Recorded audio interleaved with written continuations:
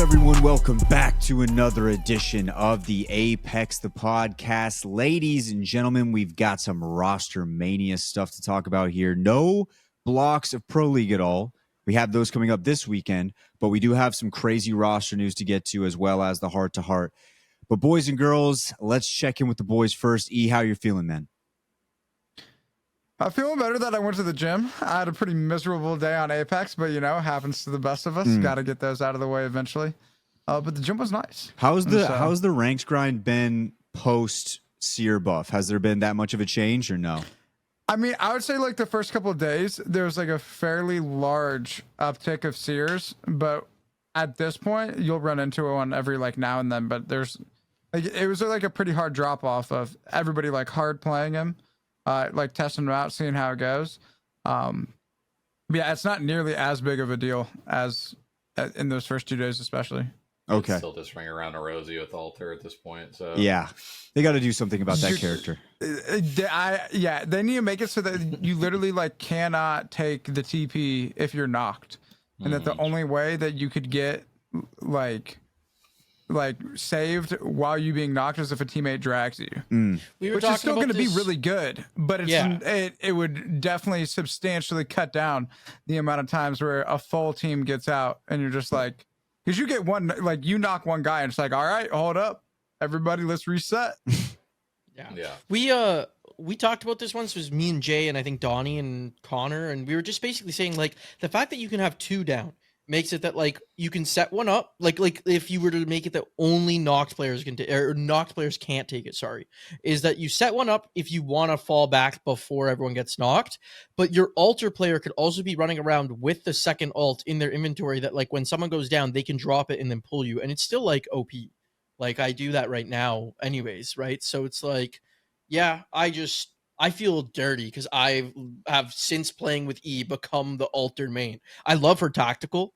It's sweet. It's fun. I'd love for that to still be a thing. But yeah, the alt just is lame. Yeah, they need to do something with the character. It's been around for way too long. Jumbo, how are you feeling? I'm feeling great.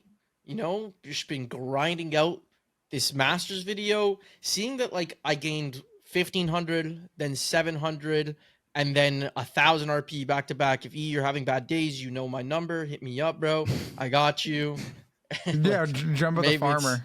Maybe it's just you're missing me. Like we were gaining a lot there. Maybe I do need some Jumbo. Just who's gonna be pulling?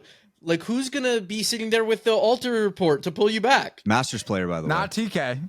Not TK. Donnie, how are you doing, man?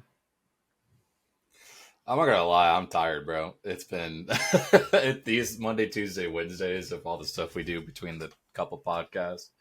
Makes it a long couple nights. Listen, bro, imagine having to edit those things afterwards, man. Yeah. I swear my weeks just fly by. I like wake up and it's Friday already. Yeah, I will not lie. I've thought about being like, hey, maybe I'll ask Wyatt if he wants help editing. Bro, I'm already tired. I will take anything. I will take anything. I know you will. One of these days, I'll actually attempt to because I feel like we need to. But anyway, other than that, though, things are solid. So let's start an editing podcast, Wyatt. Yeah, we just edit. I just go live and it's just editing nonstop. Grab my edit. Yeah, grab my edit. There we go. All right, boys. Well, I just wanted to check in with everybody. No Pro League this weekend, so I didn't get to see the boys as much as I normally get to. But let's get into some of the bigger action surrounding the league right now. And it was just about all roster mania. Let's kick it off with the first one. Comes from Albralelie. He says, joining Naughty and Shuby for the rest of Pro League champs. We need top 8 this Pro League to qual. Very excited to get to work with both of these guys again. I've got very high hopes for us as a team. We'll be maintaining the Stallions name as well. Let's get to work. So Alb moves over from that Stallions roster, joins up with Naughty and Shuby. And Jumbo, I guess I'll throw it down to you first. He did say that Naughty is going to continue being the IGL. They've played together when they were back with the Lanimals. They're back together once again. How do you feel about this move overall for all parties involved? I heard and saw something, maybe if you guys can correct me on this, that you saw it as well, but I saw a tweet where Alb was saying something along the lines of that he just felt that he had reached his peak alongside Enemy and Crook, and that it just wasn't working out. He needed like a change of scenery. LG exterminators, with Alb's points, are somewhat of a contender now for champ. So, I've always loved Shub. I think he's one of the most underrated players in the game. We've talked about Naughty's IGLing now, and I want to see that continue to develop. He's got some of that chemistry, having played with Al before, and I used to love Alb and Naughty together. Just like the vibes and the comms with them was always so funny. So, like, I'm excited to see them back together. Now, how do they perform? I saw Alb also say that they need top 8. I think it's more than that. Top 8 gets them like literally on the cutoff of possibly making it in. They probably need something like a top 5. They're in that area. They're 8th right now in Pro League. Could they do it? Seeing how LG played on their one good day, yes.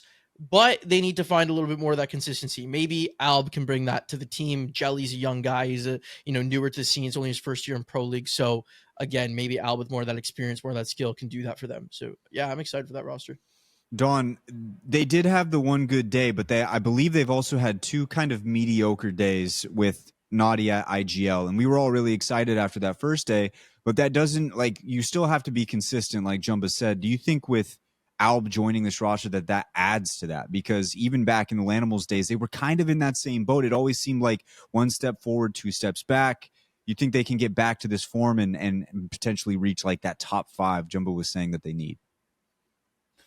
Yeah, I definitely think they can. Like Jumba mentioned, just bringing in a guy that's that experienced, right? It usually only is going to help a roster like this, and just even watch them a little bit to start off with how kind of the relationship has been when it's come to like the IGLing and who's calling what. It definitely feels very co-IGL. Naughty's not obviously having to micro Alb a lot, right? Because Alb, has been there, done that with a lot of these situations. So he doesn't have to tell him all the little movements that maybe he was telling Jelly at times. But I think they definitely can do it. I agree. 8th place is definitely very ambitious to kind of bank your odds on, just because, like he said, that literally puts you in like that 31, 32 in champs points. And that's if, you qualify basically in that position if the regional finals winners and the split 2 winners are all different. That's the only way it extends down that far. So all different and have already qualified for champs. Yeah. Which the first place team in NA has not qualified for champs. So that's already an issue. Yeah. So there's a ton of things that have to go right if it is 8th place where they end up. Again, with how they've started, if they obviously can continue to build off of that, they'll be in a really good spot, but obviously they're going to have to learn a lot quickly. But that's the advantage of them playing before. They have kind of how each other plays, how each other comms, and it's just kind of getting back into the groove of things. And not just Lanimals. Remember, they go all the way back to C9. C9, where they had like some success like at times. So so that's just there's the history there's a lot to like on paper. Again, it's just how quickly can they mesh again. All the pieces are there. It's hard to argue with those names that are on that roster. So let's see what happens. Yeah, I do. Going back to your point, Jumba, saying that, or what Al was saying, he felt like he had reached his pinnacle with that Twisted Minds roster. I was starting to feel the same way, because you could start to see that drop off a little bit, and it just seemed like they couldn't really get those performances that we were used to seeing from the early moments with the Twisted Minds roster. It just felt, I think we had one decent day at the very beginning of Pro League, and then other than that, it's like the performances just weren't up to par. And so I got to wonder if this had been on his mind for a little bit now, getting ready to make a move like this. And then obviously you go to something more comfortable. I really would love to see them make it in, just because, like you said, I feel like Shuby's got to be a champs. He's so fun to watch. He's electric. He's incredible. He's next level, man. Yeah, the only weird thing about maybe I'll talk about this more later, but like with all these roster changes happening mid-split, because they need to finish the split with the team they're going to champs. So it's happening now rather than after Pro League. It's so crazy to see. Like, we have so many teams swapping like this right now. It also is affecting, like, Shuby and Naughty had no chance of going to champs really without winning this league or without winning regional final. And now they're a contender, right? And so that also kind of makes it where it's like, even if they think that like Jelly would have been better for them, they probably just like, we need max points, so they take Mac. Not saying that's what happened, but this could be even the same for other It's teams. a factor. It's definitely a factor for sure. Dude. I mean, you even look back to Split 1 too. It's like we've had both splits of Pro League now where we've had massive changes to rosters. It's just been like, what the mid pro league. yeah. It's just like, what the hell has the season been? Like, Mhm. it's just been absolutely wild.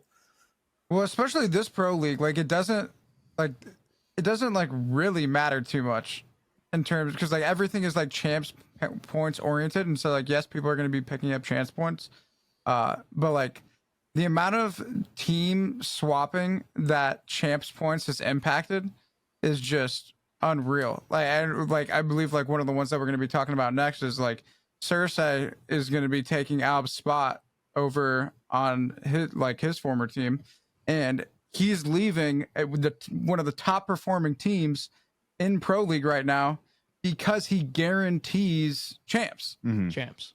And so Imagine that. Number one team. Imagine number and the one reason team, but you that- go and one of down in them- the standings yeah. because you go because you're going to champs. Because you're going to champs, and champs points is a large reason on why Sirsay ended up playing on KCP in the first place, because he gets the champs points from being the sub for Orchid. Yeah. And so it's actually just like moves by Sirsay. That man Yeah. was he's been like low key, he's been getting it done.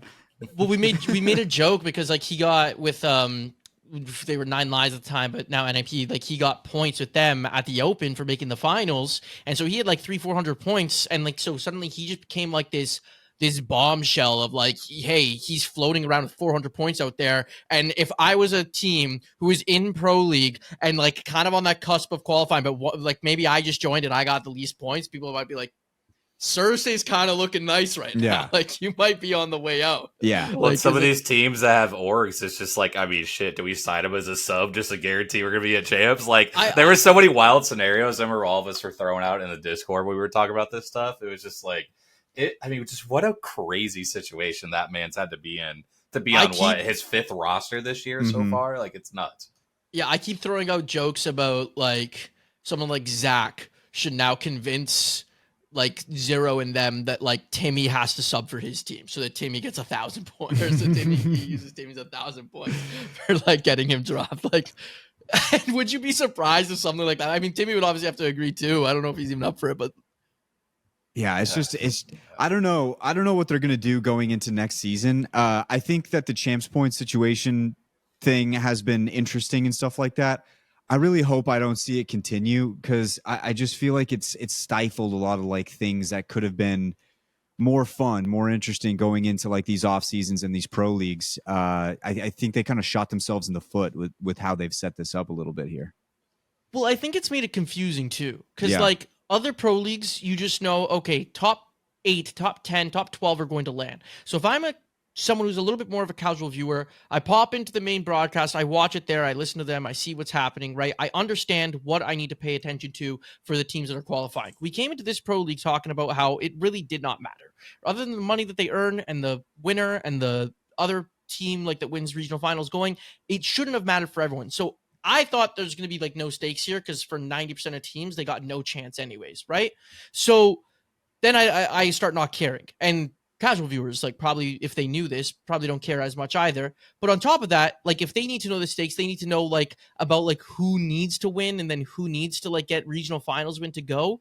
But then now it even gets to a thing where it's like, I'll flat out say it, if you're not listening to like a podcast like this, because like, you know, Jay doesn't get to cover this in his videos. I don't cover this in my videos. Who the hell else is covering this stuff online, really, and breaking it down? Maybe some people on streams. So if you're not listening to something like this podcast, or I know there's a couple of other shows out there, how the fuck do you know who has enough points and who's on the Don't. chopping block, right? Like even I have troubles following it. I know because Jay and Donnie have created a sheet that they talk about and update in the freaking in the Discord, Yeah, right? Like literally, if you had no knowledge and you just were not able to listen to a show like this or any other show that's similar to this, you would just think Sirsay's like got to be the most sought after player of all time. You're like, why does everybody want Sirsay? Or on the flip side, you might think, why does Sirsay keep getting dropped from his teams? Because like he did get dropped from one of his teams, right? Yeah. So you might from 2 of them actually. So you might be thinking that too. Like you might not know about this whole bouncing around with like points thing, and it's just like yeah, like there's like right now we're talking about exterminators. I know there's a couple APAC North teams that are just on the bubble of like making it in. There's a like another NA team. Fucking Strafing Flame's not even fucking playing Pro League anymore, but he's going to champs, right? With whatever team he forms, we still don't know. Like there's so many of these different moves happening, and you're wondering why, and you don't know that it's because if these teams do this, now they have a chance to qualify, and no person that doesn't look into this stuff is gonna know.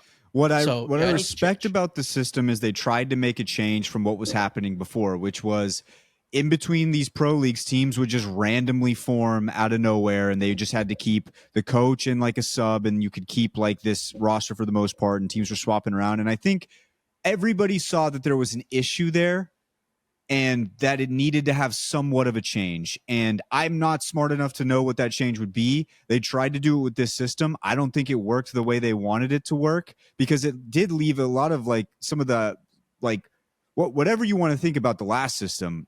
There was some pop off crazy Twitter moments with some of these roster swaps and stuff like that. I'm thinking right after LA, the Falcons move, right? Like that was huge. That was crazy. It was it shook everything up. So it's like you miss out on some of those because teams are having to rely on these champs points for those situations, and that's where you get like a crutch like Sirsay with his ability to have so many points, being able to be like so sought after for some of these teams and rosters.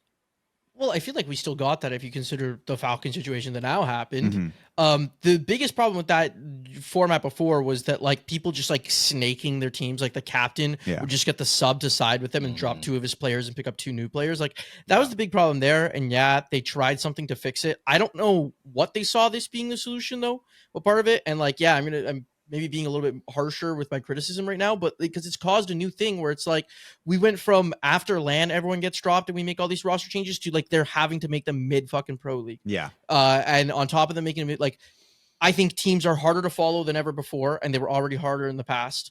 I have no idea who the hell is where anymore sometimes until I start diving into it.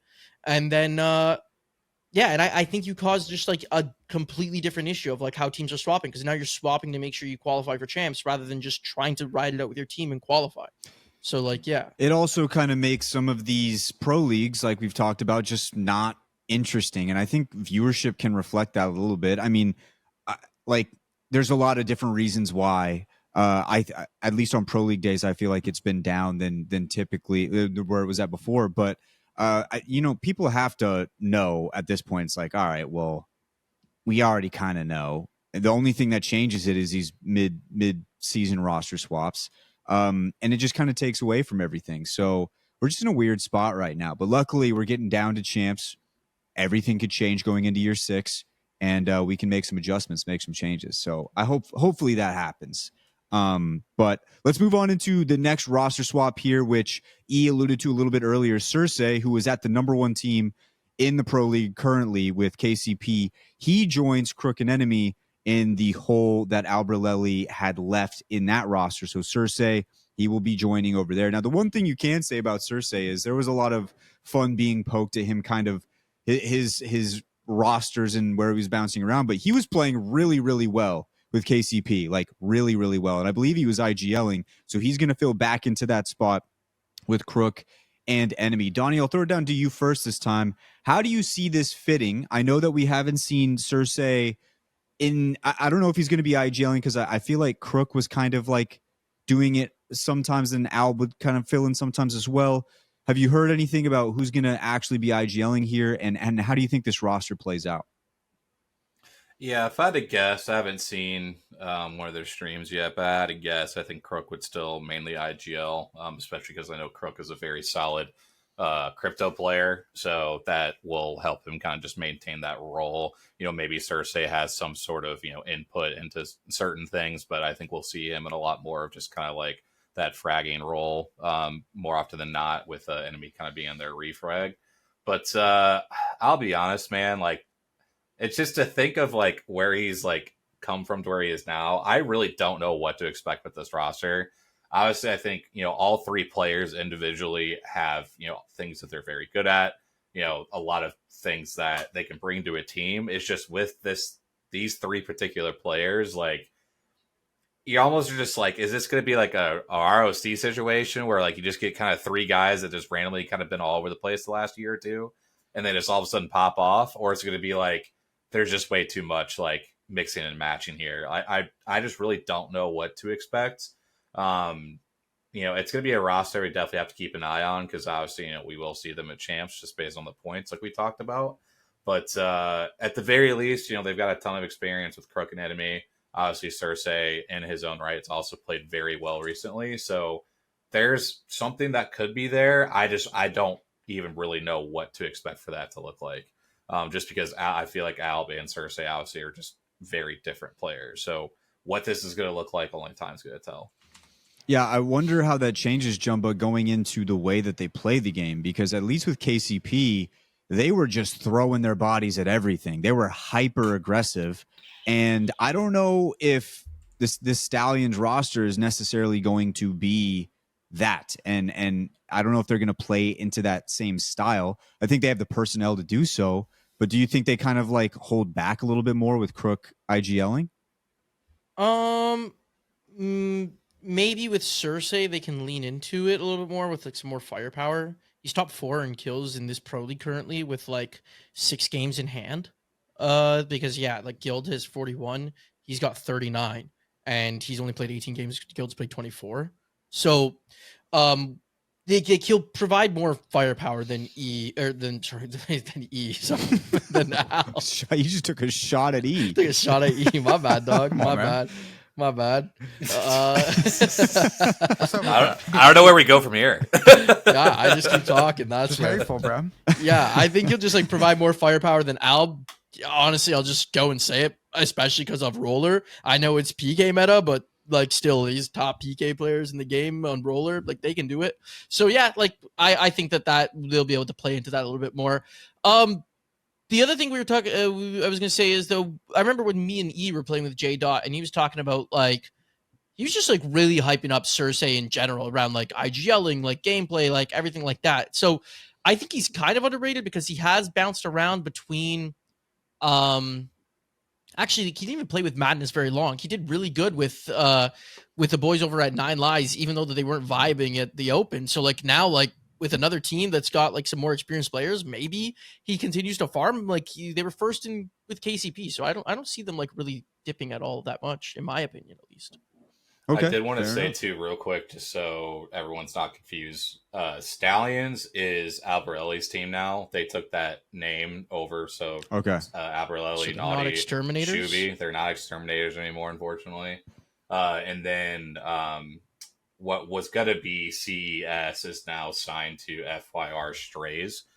So in case you guys are like very confused come match day, those are like the names to go by for those two rosters. Sometime org names, bro. They just... I could not even tell you what the hell that's from. Yeah. Shout out to them for signing an Apex team, because we're obviously short in orgs right now. But like, I saw that name, I was just like, I mean, sick, but like, who are you? I swear, sometimes people creating an org, they close their eyes, they pick 3 letters out of the alphabet. They're like, that's our name. Wyatt, you would have the worst org name if you made one. Yeah, I'd make it like awful. Make it like QKW or some shit. Like just 3 awful letters. Just all of them not vibing with one another. That'd be my org name. But E, have you gamed with Sirsay? Like, because I remember like a bit back, like you were telling us about Sirsay before he even like when he just first won the preseason qualifiers with Vayne and Vayne and McLovin. So like, what's your take on Sirsay and like how he fits and everything like that? Yeah, I think he's a good player. This is his first time being an IGL, and so it's pretty impressive to see how well he's been able to do in such a short time. Like, I mean, he literally first time IGLing with KCP, and they've just been popping off. And so I think it's going to be a really good fit. I mean, in terms of like Gunny, like he definitely has it, and so with incorporating the IGLing, he's really becoming a fairly complete player. And I know that he had, I'll describe it as like personal areas where he needed to improve in relation towards how things went with KCP and his ability to handle certain situations. And so, I mean, and that's just something that you get as you get older and have more situations to practice handling them better in.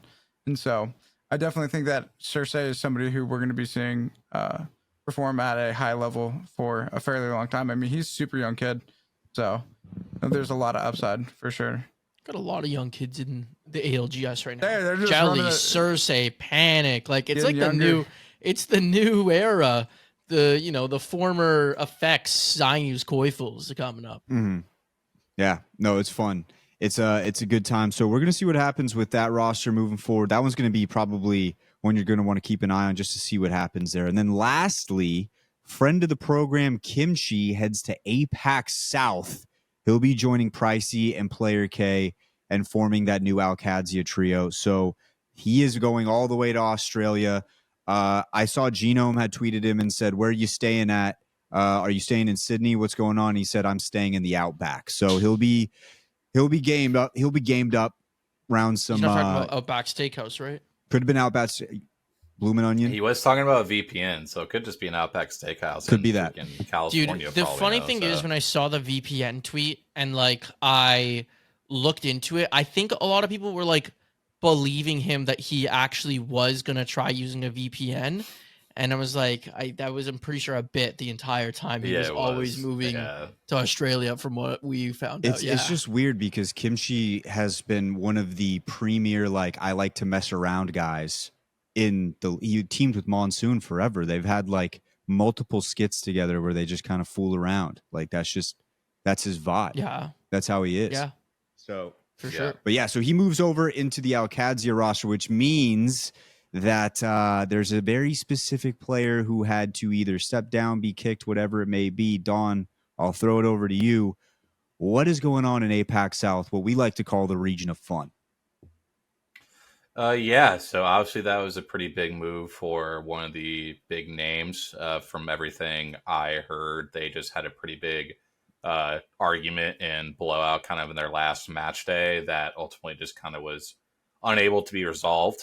And I think they had mentioned it even in some tweets, that sometimes you just kind of, hit your end with a certain group and kind of need to change things up, whether that's for vibes or play style or whatever.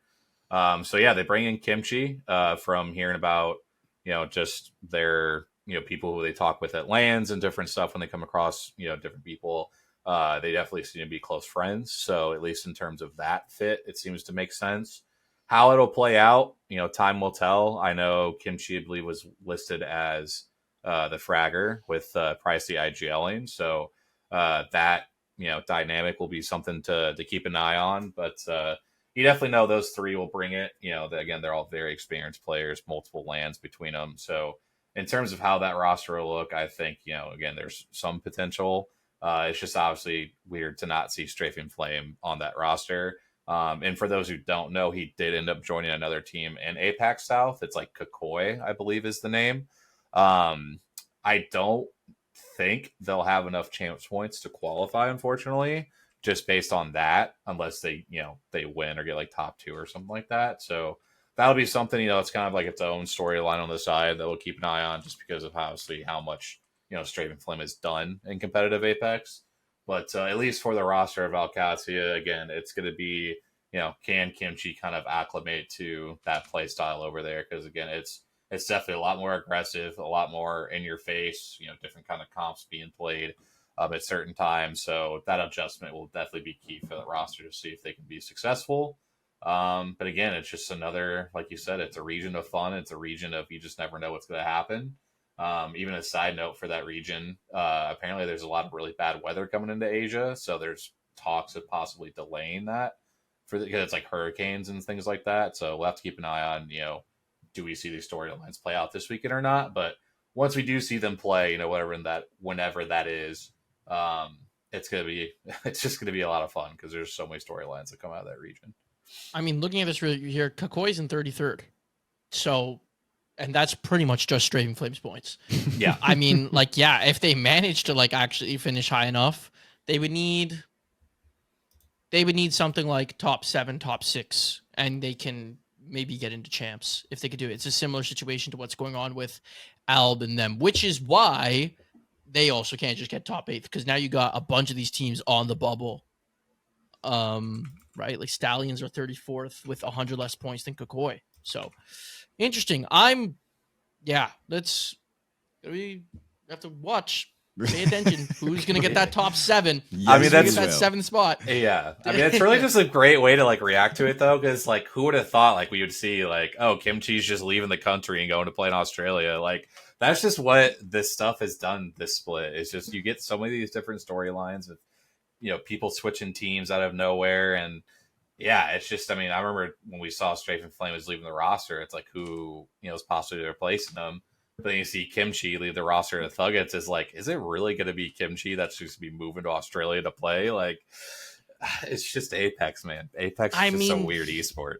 A guy like Kimchi, I guess, like he wasn't going to go to LAN and just wanted to find a way, however, to get there. And if that meant moving to Australia for half a year, then I guess he does. He also doesn't even have to go for half a year. He has to go for like a couple weeks, and then he could come back, I think, for a long time. Yeah. Until January. Yeah. He's got time. Yeah, it's basically a vacation with a little bit of work involved. Is, which, hell yeah. I wonder if he has to get like a lease or something. Like how does he like? I wonder how that works. I don't know. I don't know any side of that thing. Like, do you have to provide a legal address? So like you can't just stay in an Airbnb or something. Like, I mean, he might just pick up a tent and just go sit in the outback for a couple weeks. Who knows? Maybe he's being serious. Maybe he's serious. Yeah. Yeah, we'll have to find that out. We could probably find that out. Which would be a really fun stream to tune into mid pro league. That'd be interesting to watch. Do we have to like if we were to DM him, do we have to send our letters upside down now though? Like how does that work? No, I don't think so. No, I see where you'd get confused in that, but text, yeah, okay, yeah, cool. just making sure. Donnie, I haven't been paying too much attention to the scrims and everything like that, but I did mention the Seer earlier for Enoch and Ranked. Have you been seeing that get picked up a lot more in some of these scrims while we get ready for these next double block of Pro League? Yeah, so teams are trying it out early on. Again, usually how those things go, they kind of see how busted these characters are. There's been a lot of discourse on how just not worth the whole floating thing is in ults. So stupid. And when I say that, literally everyone just thinks it's dog shit. So it's dude, they got it. They should have been able to turn it off. Like, yeah, it's something that I'm sure they'll have to look into for a future patch. But at least right now, it's still very much Newcastle Caustic and Alter, or some variation of that to start off with. We're still seeing like the Caustic going game 1, Alter game 2 or 3 typically right now. Lots of cryptos. We got some cryptos. Newcastle's getting banned a little bit earlier, more consistently now. So that'll be something we definitely keep an eye on. But we definitely see like the Seers and the Maggies definitely come out like later on. So they'll definitely still be in play, I think, at some point, especially if like a crypto gets like a random ban in the Americas. I think the region will be most interesting to see is like APAC North, where crypto typically gets banned early. So that might be a region to keep an eye on for if Seer does get played. They were big fans of Sparrow. So what's Sparrow been like? Like, did his ult changes? I definitely have not seen him played nearly as much. A character that has had a little bit of an uptick actually has been, I've seen some fuses busted out lately. I saw both NIP and Falcons running the fuse at one point and going pretty crazy with it. Rampart is still a very high pick rate right now, which I just am begging to not see Newcastle Rampart as a meta going to champs. For the love of God, wait, please, why? Can we get something else? I'm just not going to get into it. That's going to be another 30-minute podcast on its own. But anyway, yeah, so that's definitely a lot of the things we're seeing. Again, we're still seeing a lot of Caustic game 1 ban, Alter game 2. Again, it's just really kind of what you like kind of moving forward is, what some of these teams are working with, like Falcons even today, like they tried to run I think it was like Alter Newcastle and like Rampart or something like that, or like Watson for their second game. And it went horribly wrong. And they basically just did not touch Alter the rest of the day. Mm-hmm. Like they basically had the Wraith out most of the time when she was available. So I think that'll be a storyline that I'm going to be watching with Falcons this weekend is, do they just completely not use Alter in place of, use the Wraith in place of that? Because Hal is not happy with the Alter. I can tell you that. That was probably the closest I've seen Hal to like absolutely just like quitting a scrim block for the day. Was he on Alter? He was on the Alter, yeah. So it was Waltzy on Newcastle and and Guild on either like the Caustic game 1 or the Watson game 2. So I will say Zero's altar was pretty crazy. It was fucking. yeah. That's a tough altar to replace right there. You picking a Yeah. I'm side? not saying Hal can't if you. I'm not picking a side. I like both those guys. I mean, the I cannot movement pick a side. aspect of the M&K altar alone Yeah. is just Yeah, nutty, yeah. bro. Yeah. Saying on that, it's just disgusting. Like, like an Yeah. M&K player who consistently plays altar, like, no hate to Hal at all, but like an M&K altar, like, who's slippery, and like Zero's definitely slippery, like, it can be different. Yeah. Yeah. I just definitely. because you brought up Hal, I just went to his Twitter and I just scrolled through the tweets. I'm gonna go back to 6 days ago. So far 4-0 against the other dog shit IGL. Next day 5-1 against he who shall not be named. Next day 7-1 against we're who shall treating him not like be named. Voldemort now. Yeah, Literally. 8-1, 9-1 against my nemesis. Will he realize he's the problem? That was 7 hours ago. So we're just continuing. Wait, then have you seen Zero's? No, I haven't. If you see Zero's going live tweet was a picture of a DM from Hal that said, "Hey, look, it's you," and then Hal sent him a picture of a cockroach. Yeah. And dude, it was crazy today because Falcons, like I said, they did pretty bad today, minus like the last game of the second block. And literally after the first block, well, even during the first block, Zero killed Hal while Hal was running away as a solo because the other two had died. I shit you not, if I had a stopwatch out, it would have been over 2 minutes. He was shooting his box, Maggie queuing his box, like throwing nades on it. Like Sykes and Funk are like calming other stuff that's going on, and it just keeps going back to Zero, still on his box, teabagging it and shooting it. It They was love one of each the other most, so much. Yeah, I mean, it's just like you could just tell that they miss each other so much. It's insane. They're in love. Yeah. They'll make it back one day. They'll make. Yeah, They'll I be don't back think on. so. The I team don't one think day. so. No, I no, don't- no. There's They no love each way. other. Bro. There's no way. They love each other. But even after the first block ended, ZZ was not playing the second block, and literally he just goes to like Winnie and I think Sykes were still in the call. They're like, "Do you guys just want to like watch the second block and just hate watch Falcons the whole time?" Like they're not even trying to hide it, which is like the funniest part. And what was funnier too is even Winnie was getting in on it. She was like, "Oh yeah, let's do it!" Like she was all about it. So there's plenty of fun stuff going around in terms of content. It's pretty crazy. Sykes had a tweet that was just listing out how many fights they've lost, or like the Falcons have lost them, or something like that. I didn't even know if the numbers are right because it was like 28-3. I was like, Yeah. oh, they're getting into that many fights in these scripts, like that's crazy. But like, yeah, some shit like that. Hal's been averaging, I think, I could be wrong, but like every time I go see Hal, he's got like 9K viewers, which for scrims I Yeah. think is like highest viewership Yeah. ever. That's what this is like. Breathe back into the scene. I feel a little bit like the son of a divorced couple because I like both those guys way too much, and I can't even pick a side. I just wish Champs wasn't 3 months away, dude. Because like, imagine Champs was like 2 weeks from now. Yeah. Like all of this is still fresh. Like, and I'll say this too. I fully still think this is going to be drawn out for 3 months. There's no way either of these guys are going to drop it. No, But just imagine it was 2 weeks from now when all take this is still Christmas off. fresh. Yeah, I don't they'll know, take a man. break. Do you Send think each that other this presents. change would have happened if there was only 2 weeks, though? I don't know. If I there's I mean, mean, only I 2 feel like weeks. one of the reasons that this change happened is because there's just so much time between now and champs. I think it would have happened if I think that they would have if they could have. I think they would have stuck together to like win Pro League or something like that in the old system, and then just break up after Pro League. And then like go as long as they had guaranteed champ spots, they would have just broke up after Pro League. I'm going to live in the world where this was going to happen no matter what, even if it was 2 weeks from now or whatever. Probably I'm saying, not what's yeah. actually going to happen, but like, yeah, that would be interesting. Is that if this was only like 2 or 3 weeks away, like would have? No, I think even they if there was split? 2 months until LAN, I think they break up. Like it sounded like they were not happy together. Yeah, and I mean, especially given the fallout, it's like that clearly there are some things that needed that have not Only been way settled. they would have stuck together is if they won the midseason playoffs. It's the only way I think they would have stuck together. Which is now I'm saying that because if you ask me midseason Yeah. playoffs, I heard the rumors about them breaking up, and I was like, they're not fucking breaking up. These people are crazy. Yeah, Dude. Clearly, I was wrong. It's fantastic stuff though. If you're ALGS, I need to see some of that good content when we get to champs. I need to see some of that good video content with them two in it. And like as much as they're fucking around, I do think there's a little bit of it where they know they're just, it could be all of it. They're just jesting, like they're just having a good time and they're just poking fun at it.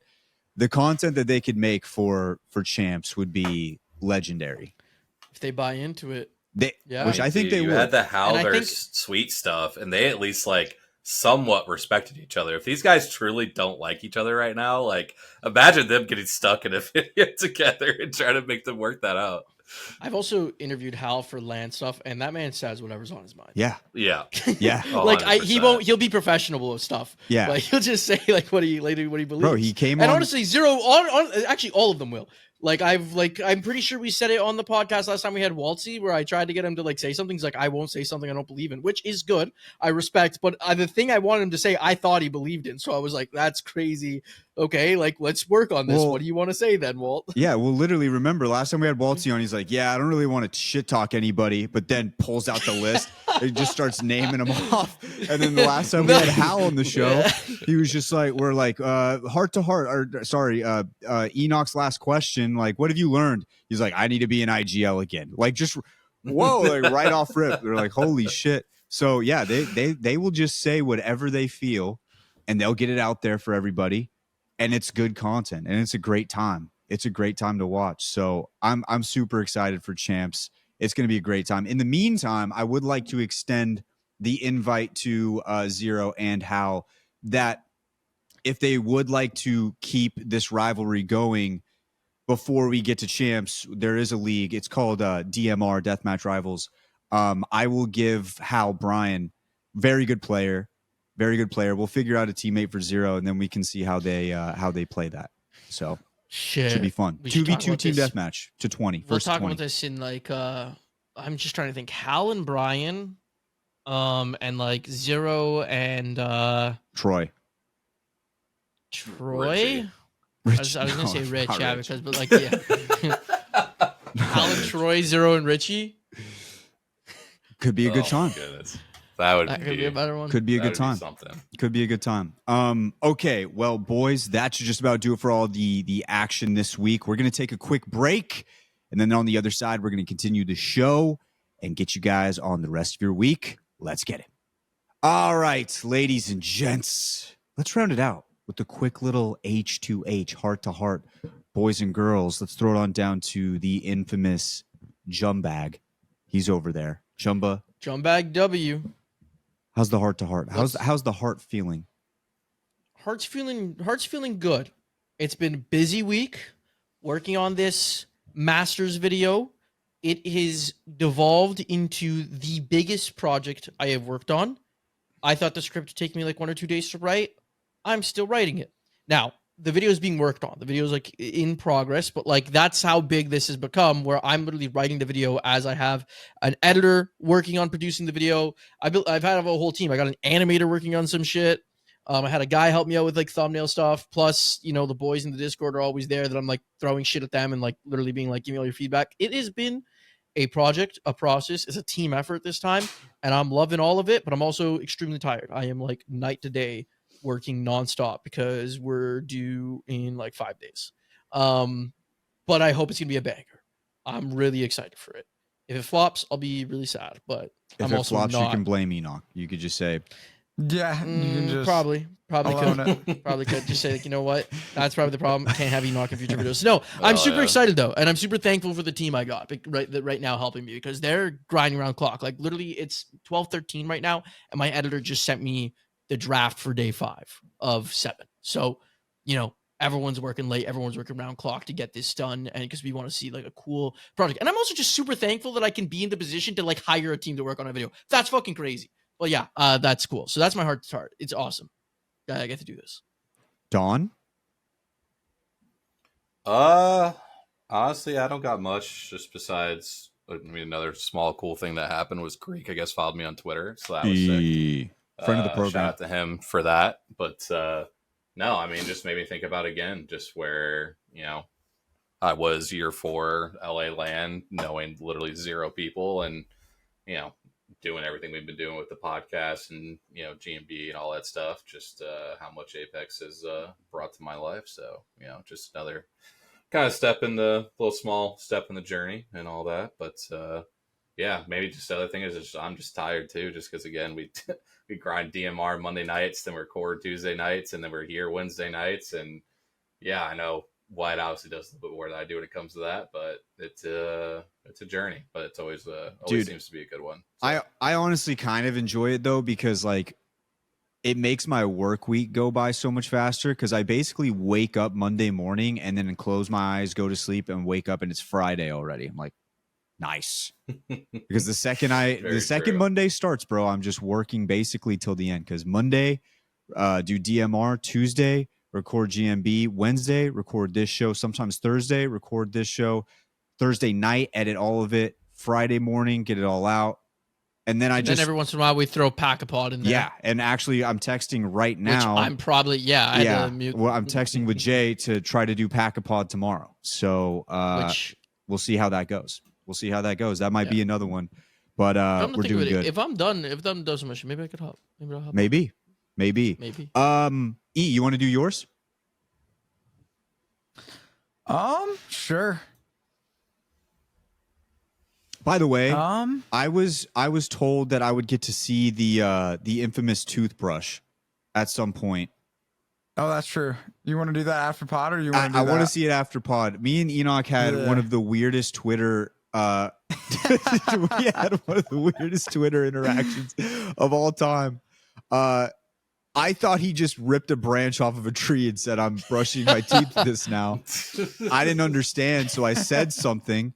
And then he described why he was doing it. And then it turned into a tweet where he got 2.2 million impressions and I got like 200,000. And I had to mute it.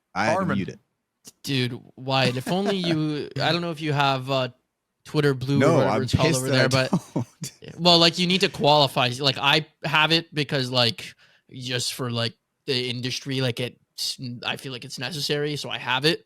But like I have not averaged enough impressions per month to start making money off it. You need like 5 million a month or something like that for 3 months. The thing is, I've responded to 2 Enoch tweets over the course of the time that I've known him, and I've had that happen twice where I just have some. By the way, since this podcast has popped off, Enoch has had like 4 like banger tweets, mega viral tweets, like mega viral. It's absolutely insane. I need to see that toothbrush, but at some point I would like to see it. Anything else you got for heart to heart? I'm not gonna lie. I had a pretty dude. Sometimes Apex is just not fun. Yeah, it is just not fun. And then sometimes it's really not fun when you're just really are just not having a good time, but you know that like, oh hey, hey buddy, like you can't go. Like I could take the day off work, but it's a blessing and a curse. I have a 104 sub goal Pete streak going on my stream right now. Oh, you got it again today too? Yeah, we got it again today. Yeah. Last second 20 bombs saved the day. Oh shit.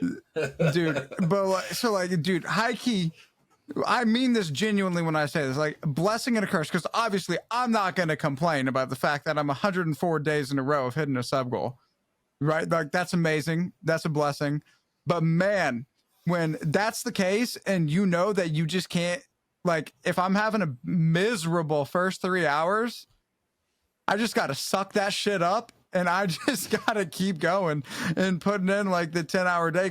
Or like if I hit it earlier, there are definitely days where I'll be like, all right, guys, I'm gone. It's been like, I appreciate y'all, but I need some time. But just like knowing like, okay, got to lock it in, got to get it done. I'm miserable. Nobody wants to watch me be miserable. Let me stop being miserable. But then just some days you just get kicked in the nuts on repeat and you just got to keep pushing. And you gotta work through it. You gotta somehow find a way not to be miserable. And like, I'm fully aware that like my bad days are very nice in comparison to other people's bad days. Because like my bad days is I get bullshitted in a video game and then I get a little bit upset about it. But you know, you get bullshitted so many times, you're just like, what the? and you're No, just it's look, just I know really you're not a trying to- vibe. Yeah, like it's tough to like think about like the comparison. Like I'm playing a video game, people are gonna be like, "Why am I complaining?" But the small taste of I had playing with you, it was literally those days where like we were like so bad. I'm like, I kind of want to just like stop right now. I'm like, but I've committed to being live all day. So if I stop right now, like, what the fuck am I gonna do for the next 6 hours? And then on top of that, like, I've committed to like being here with E to game for like set amount of hours. So I'm kind of like screwing him where now he has to find like a third. So it's just like you're like, I just gotta go next. I just gotta do this again. Yeah, And like, but you're miserable, you're pissed. And then like, yeah, when you're streaming too, it's like, you realize like, oh, there's people watching me who are hanging out here who want to have like a good time. And instead I'm just miserable, just like this on my phone. Because I'm pissed, because I don't want to fucking say anything. Because if I say something, I might fucking lose it. Because, I've just got fucking pump PK'd for the last 4 hours straight, and I'm sitting in 10-minute fucking pred queues, and I can't play the game. I'm not even playing the game. I was already writing about this today. You don't, especially the morning queues, those are the worst. Because like, you're literally, no one's on. And then you just die You off die off rip, morning queue. and you sit there for 15, 20 minutes, and you just like there's a clip of me going. Dude, it's actually just like there's a clip of me going, oh, insta-queue, great. I go insta-queue, great. I don't have to sit here for 20 minutes and be fucking miserable. And like we just get back in. Dude, and then you die off rip again. You die off rip again. When I You get really fucking learned how 198. committed this man is to his stream, I was watching today and like shit was just not going great. Like I could tell like it was just not a good time for this man. He was like, you know what? Like either way, we're gonna hit our 10 hours. We're gonna get the work done. I look down, it is 6 hours. I'm like, this man is gonna sit here for 4 more fucking hours and play this goddamn game. I would have said that. I've been more quiet than I was today. I would have said that at the 6 hour mark. My ass would have quit stream at 6 hours and 2 minutes, knowing my dumb ass. So like, when I saw that man was gonna commit to 10 hours, then I turned back in. He was at the 10-hour mark. I was like, dude, he's I just pop into built different, E-Stream. man. He's built different. I always know I pop in the E-Stream and I just go, cameras off. That's not a good That is so true. I always like to just pop in and I'll lurk and see how the day is going. Then I just see cameras off. I'm like, shit. Like, he doesn't even have the tracker on screen. I can't see how bad the day is. No, I turned my tracker off the split. I don't need to be seeing that all the time. That's funny. Shit. But yeah, no, so I'm very grateful that like I have the challenges that I have and that I have the opportunity to work through the bad days that I get to work through, and that like my bad days, right? It's just like it just shouldn't matter at the end of the day. But like, I'm not there yet. I'll get there though. Definitely not there yet. And that's one bad day down, and my slingshot is taut. Let me tell you. And I'm on I got a little bit of that spring forward, because like I hit the 10-hour mark. I was like, we're far. I think at the 10-hour mark, I think I was at 10 subs on the day, and the sub goal is 40. And so I was like, all right, like if you guys haven't found one, I'll play another, die fairly quickly. And I'm like, all right, we're just gonna hang out here long enough. We're just sitting there talking, and then boom, just 20 bomb. Drops, sub goal lives on, and the kick in the nuts that I received mentally over the period of today, and like the absolute just misery that I went through. We go for 105 tomorrow. That's all that matters. That's all that matters. I'll round it out with mine. It's over. I wonder what's gonna be. No, it's not. No, hold on. I'm not talking about zombies. I'm not talking. Oh, you're not talking about zombies? You're talking about the Broncos? Yeah, I'm talking about the Denver Broncos. Okay. We broke That's the streak. it's over. Yeah, that is over. Bo Nix is not the guy, and I spent all off season excited, but it's time to go back to the drawing board. He's just not it. He can't set his feet. He overthrew 3 touchdown passes. We lost to the Chargers. I fucking hate the Chargers. It's over.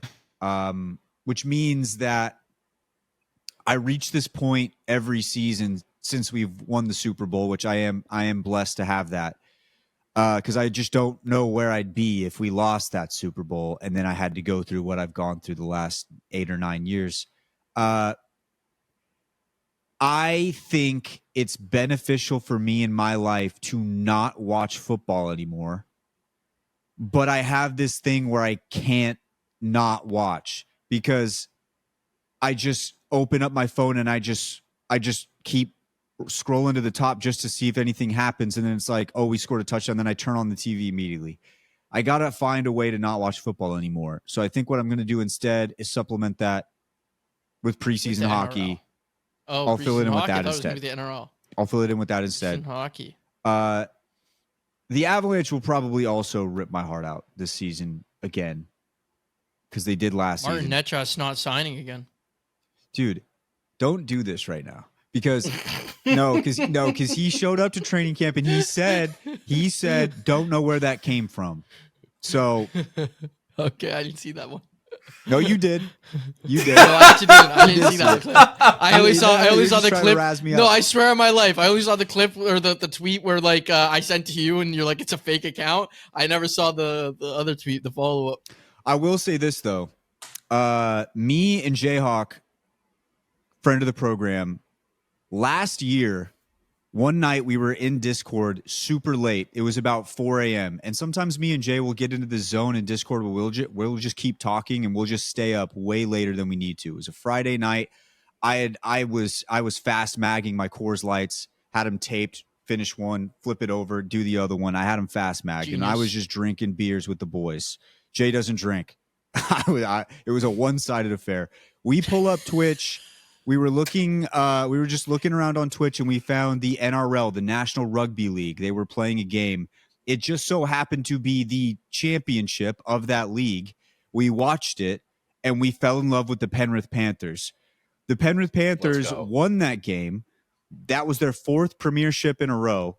And then we followed the Penrith Panthers all the way back to the playoffs this year. They were almost not going to make the playoffs after winning 4 straight championships. We tuned in to watch their first playoff matchup. They scraped by at the very end of that one, won that one. And then we just watched them this weekend with Dawn. Dawn got to experience Penrith live, kicked ass. We absolutely kicked ass. And now we have an opportunity, if we win this next one, to go to the Premiership Championship once again. So that's Saturday, isn't it? Saturday.